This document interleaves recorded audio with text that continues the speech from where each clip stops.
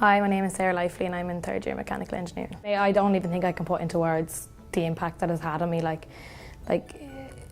You hear students and they're going away and they're doing years abroad or they're doing summers abroad. I genuinely just feel so lucky to be able to live up in Dublin while I'm studying, and without the scholarship that wouldn't have been possible. I was thinking, how am I going to afford to live up in Dublin, and especially with engineering, it's such a demanding course. You're in from 9 o'clock in the morning till 6 o'clock in the evening time. So that's a major part of it. And then there's other students as well in your course from the scholarship that you've known, because they're in the same situation you're in, and I think that's something that's really nice about it, as well as, you know, the obvious, the funding and whatever else, but having other students there as well that you know are in a similar situation as you, and it doesn't make you feel as alienated, I suppose. Do you know, so that's really, really nice. And it doesn't even matter whether you're in a course that's 9 hours a week or a course that's 30 hours a week, you still have those pressures, you still have those assignments, you still have those deadlines, the exams at the end of the year.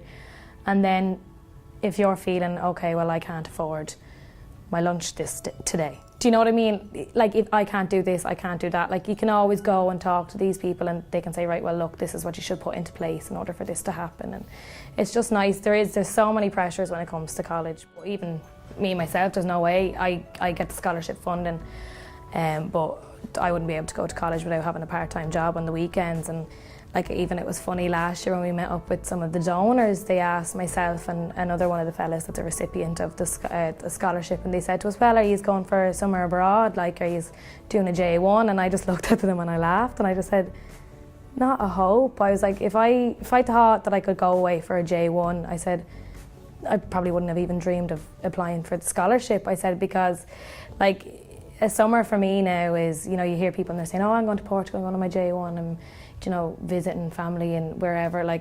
My summer is, how much work can I pack into 3 months in order for me to be able to sustain my life in college for another year.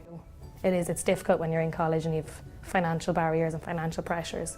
Things like that, I would have put myself under a lot of pressure trying to achieve the highest grades I could, and then I suppose that was all down to the financial situation that me and my family were in, and it's difficult to explain, I suppose, how you're trying to put all these different things into place to ensure that you do get your part in college. And then I suppose it's the stress then as well relating to, you know, when I get to college, well, how am I going to sustain myself up there? And, you know, will I need to get a job? Will I need to apply for this thing? What are my options if I run out of money and I'm supposed to pay my rent at the end of the month?